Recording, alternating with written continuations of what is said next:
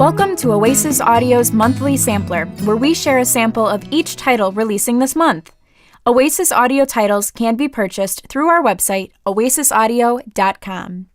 The following are titles that we are releasing in December of 2017. First, we have a sample of Sharing Jesus Without Freaking Out by Alvin Reed. I've spent the past 2.5 decades helping students, church leaders, and lay people share their faith. During that time, I've learned a lot as well, although I have much to learn yet. Over 20 of those years, I've taught at Southeastern Baptist Theological Seminary.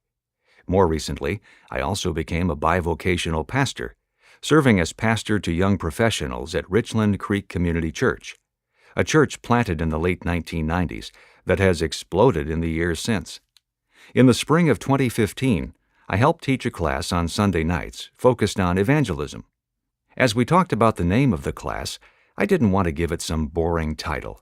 Evangelism makes people nervous enough. So I sought a name that would encourage folks. I suggested calling it Sharing Jesus Without Freaking Out. The result was the largest evangelism class on record at the church. Many attendees said they found the content to be encouraging, real, and helpful. This book is in part the product of that class, although it's even more a result of my years teaching seminarians. In June of the same year, I found myself talking first with some colleagues and then with Chris Thompson of B&H Academic about the class. Both my colleagues and Chris encouraged me to write this book, and I'm grateful for the nudge. I make no claim to be the greatest soul winner of my time, but I am a teacher, and a teacher is one who helps people get things. Many former students have also encouraged me to write an introductory book to help believers share Jesus confidently. When I've told someone I was writing a book called Sharing Jesus Without Freaking Out, it's elicited the same response each time. A chuckle, followed by a statement like, "That sounds like a book I need." If you know Jesus, you know you should be sharing him with others. But the thought of doing so may freak you out on some level. This book is not a comprehensive look at evangelism like my evangelism handbook. Rather, it has the specific focus of helping regular believers, from teenagers to senior adults, from homemakers to pastors, have real conversations with people about Jesus. I've written it as a conversation between the two of us, and I hope you will be encouraged, pushed just a bit, and grateful for this great message God has given us to tell to the world. That was Sharing Jesus Without Freaking Out by Alvin Reed.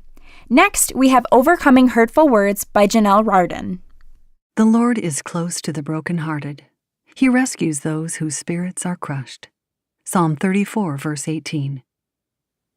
Hurtful words. We've all heard them. Inside our homes, at work, on the playground, or at the sidelines of a sporting event.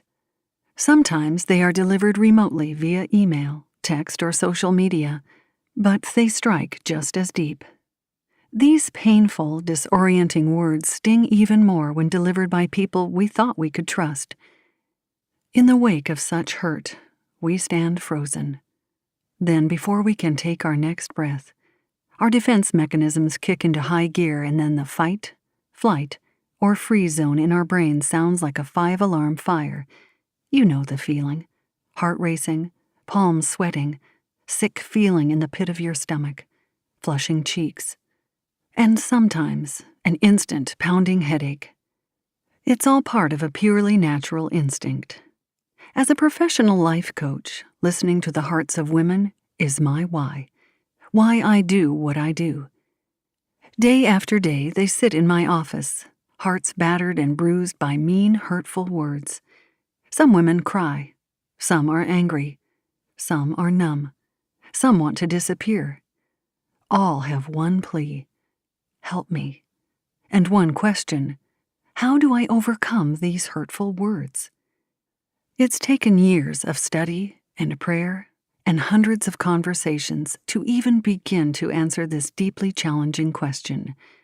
This is heart-wrenching, painful stuff we are talking about, and unfortunately, it's very real. I don't know who or what has crushed your heart or how, But you are in the right place. Your weary heart has led you here. Someone's words have hurt you deeply, and you need help. You're desperate for answers. You've done your best to fix the situation yourself, but the hurt is too deep to heal on its own. It needs a second pair of eyes and ears to help process the pain. If your broken heart could talk, I think it might say, "Thank you for finally taking some time out to care for me. This is going to be so good." Maybe you're standing in the aisle of your favorite bookstore, sitting with your computer in your dorm room, or searching Google for some much-needed advice, and you've found my book. This book is my humble and passionate effort to change the narrative of negative behavior. We need one another's stories. We all benefit when we write stories that bring light and love into the world. In a world at odds with itself, it is time to set aside the petty distractions that disconnect and embrace the powerful chords that connect. I am convinced of one important truth. Life is too short to waste entangled in or crushing others with our words. And when we do get entangled, it's because we are imperfect human beings. To maintain a vital relationship with God, self, and others, it is critical to untie the knots with wisdom, grace, and a deep, healthy respect for one another. More than anything, I want to help you. Yes, you. I want you to know that you are not alone. You do not have to write your story alone. As much as I would like to take away the pain of the hurtful words spoken to you, I can't. What I can do, however, is help you transform the pain inside your heart into something unimaginably powerful, an expansion of your heart's capacity and potential to live out its God-breathed purpose. I can't promise easy, but I can promise empowering. The God we serve is a turn-it-around God. Your pain will not be wasted. Genesis 50, verse 20, assures this. You intended to harm me, but God intended it for good, to accomplish what is now being done, the saving of many lives. That's the way our remarkable God works. Today is no ordinary day. It is the day you experience the power of a heart lift. I promise that your heart is going to feel so much better. Are you ready? Let's do this. Together. Always learning. Janelle. That was Overcoming Hurtful Words by Janelle Rardin. Up next, we have Song of the Ovulum by Brian Davis. A winter storm is brewing. I can tell by the damp chill in the air. I hope we get blankets. Last year the guards told us they had to save the coats and blankets for the soldiers, but I don't believe them. Malice spices their words, as chilling as last February's blizzard. It was so cold one night, Ashley nearly froze to death. If not for wrapping her in my wings, I'm sure she would have died. Summer breezes thawed our bones, but autumn breezes portend another storm. Will we survive this time? It has been 15 years since I last wrote in a journal. In spite of the miserable conditions, I'm thankful for Walter's courage in sneaking this little notebook and pencil to me. It will be difficult to keep them hidden, but Ashley and I managed to dig a small crevice in the wall behind the toilet. Since it's near the rat hole, I doubt that anyone will look there. But when Stella's on duty, you never know. Sometimes I think her piercing eyes can see through concrete. Ashley is asleep, curled on our mat in the corner. Poor thing. The experiments are getting more invasive. Of course, I grew accustomed to the never-ending needle jabs when my father tried to learn the secrets behind my dragon ancestry and the reasons my blood brought healing and youthful vigor. The healers, or so they call themselves, are determined to unlock the secrets, and morning will dawn with my turn to face the electric shocks and specimen-collecting needles. My faith will have to remain strong. I have used much of our candle, so I must join Ashley in slumber soon. Yet, I fear the dreams. Of late, they have been dark, foreboding, mysterious. It seems they are a movie trailer, a montage of scenes that cast more shadows over this present distress. I know, of course, that God is with me even in the darkest of prisons. So the dreams, though piecemeal and fractured, have helped me feel his presence in inexpressible ways, as though he's calling me to more intimate fellowship than ever before. The darker the night, the brighter the flame, and the more precious it becomes to those who wait for the dawn. I'm sure a new scene will enter my dreams tonight, a story from long ago that will provide another puzzlement. Maybe if I write the dreams, all will become clear. I pray for clarity. This cruel, twisted world is void of it. At one time, our plight seemed unimaginable. When Billy and I celebrated the birth of our twins, all was well. The people had accepted the existence of dragons and anthracite hybrids, and the relationship between Earth and Second Eden was blossoming into an alliance of cross-dimensional worlds. Who could have predicted that rumors of war would begin to flourish only a year later?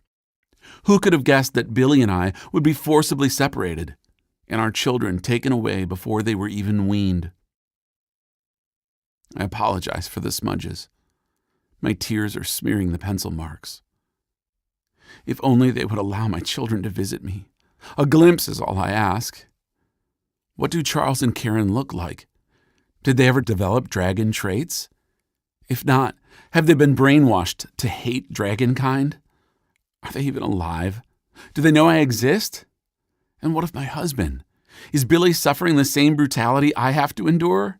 Will we ever be together again on this side of heaven's gates? At least Walter brings us news now and then, much of it dark and fearful, especially concerning the disease spreading among some anthracites. The details are sketchy, and Walter can't give us more than a few coded messages. Since he is not dragonkind, he is able to spy out our persecutors, but he does so at great risk. If they learn he is merely pretending to be on their side, what will they do to him? And does this pretense violate his conscience? But I leave that dilemma to him. I'm not his judge. And now that I think about it, if the guards become suspicious, I should erase this paragraph.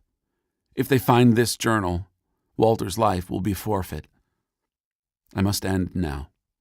Stella will come on duty soon, and if she's in a foul mood, she'll likely torture me again. I hear footsteps and chains. Help me, Lord. Bonnie Bannister.